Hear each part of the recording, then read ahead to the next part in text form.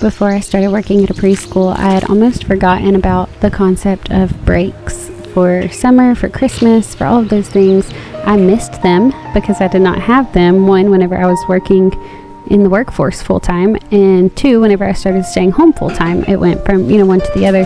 The school calendar is something to be treasured. I think there's a lot of excitement that surrounds holidays and breaks when you get them, and it just makes life a little bit more fun, a little bit more exciting.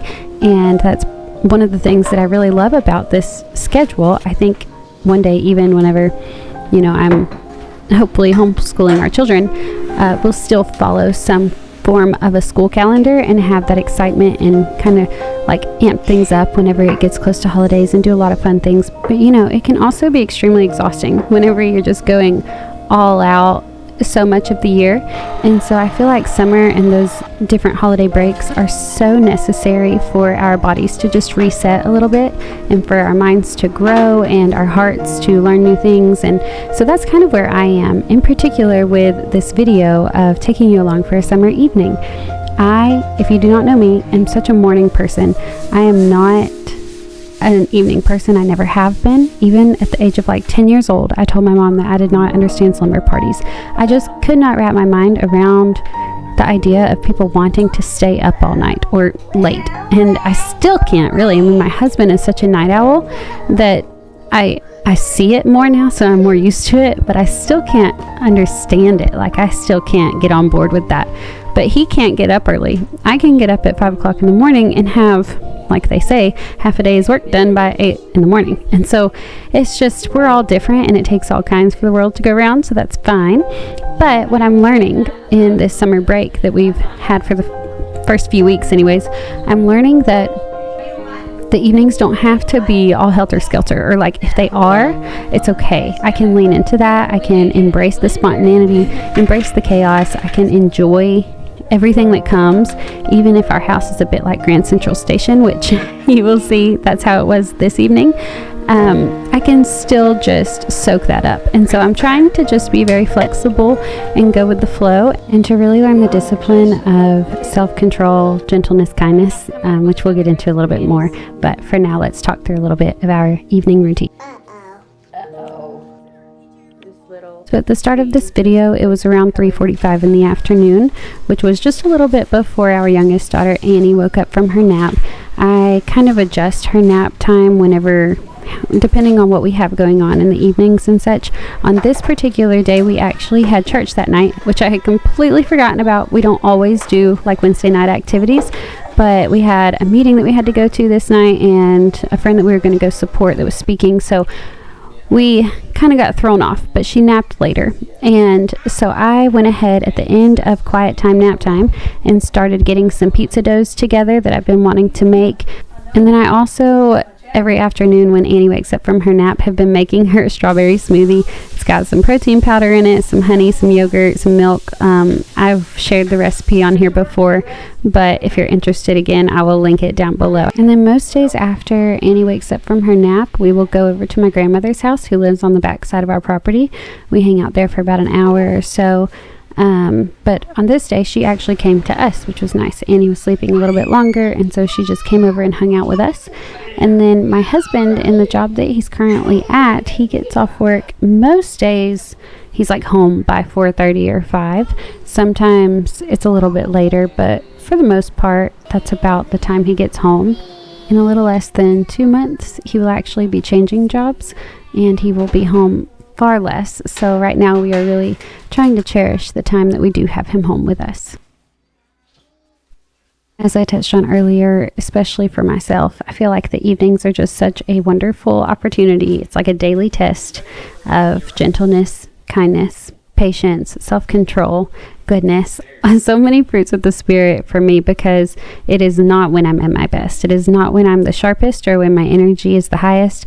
And even if I was not a morning person, even if I was an evening person, I think that would probably still be the case, because it can be a lot mentally and emotionally to, try to communicate with little people all day, in a way that they understand, in a way that shapes them, in a way that grows them. And I miss the mark a lot of days. I do not do things perfectly every time, but especially in the evenings, I have such a hard time because that's when it's like everything has to happen, you know? I mean, especially during the school year, but in the summer as well. You want everybody to be having fun. You want family time. Everybody needs to eat, so you're trying to cook food. You want your house to be somewhat put together before you go to bed.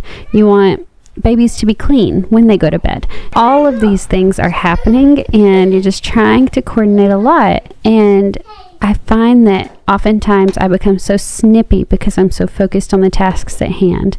And not that they aren't good tasks, because they are. They're necessary.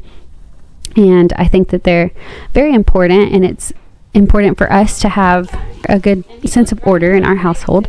And so I like that. I like order. I like structure as a person. But also, it's okay when it's more than okay when random visitors drop in to see the girls or to spend time with us or whatever it may be. Like, those interruptions are good things. And so, just as I talked about in the last video, I never want my household chores, like I don't want to be a Martha. I want to be a Mary. I want to take the time to appreciate the people that have been placed in my life, that I get to do life with. We're so blessed to have family that lives so near to us that they can just drop in. Like, that's not always been the case for us.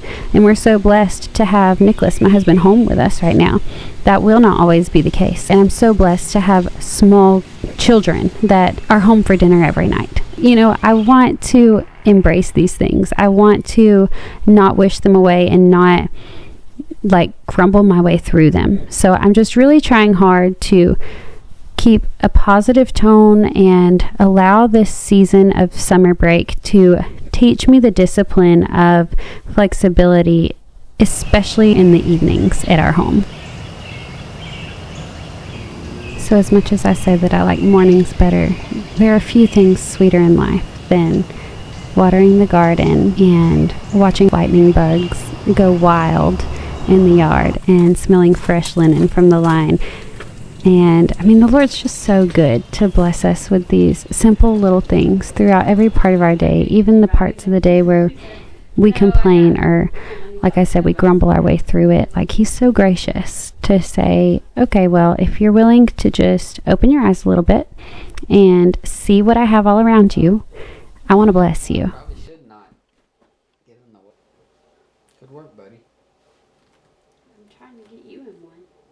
In a hot air. And this is probably my very favorite scene of every night that oftentimes I do not have my eyes open enough to appreciate.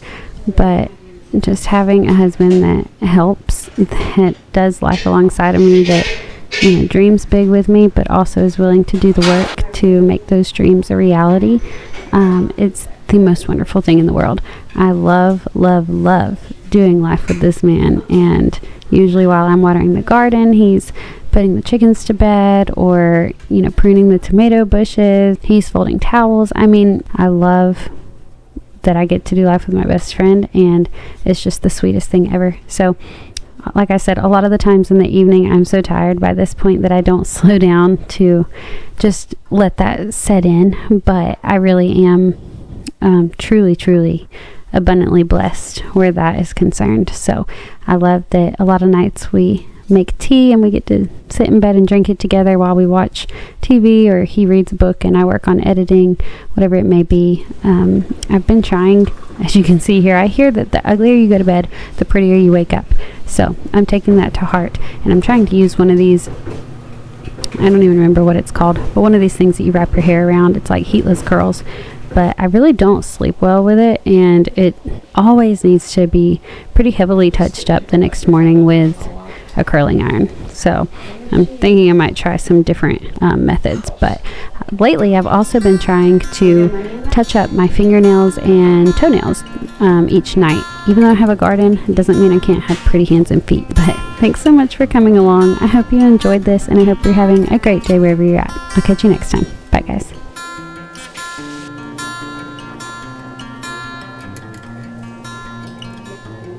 They were turned. Yeah.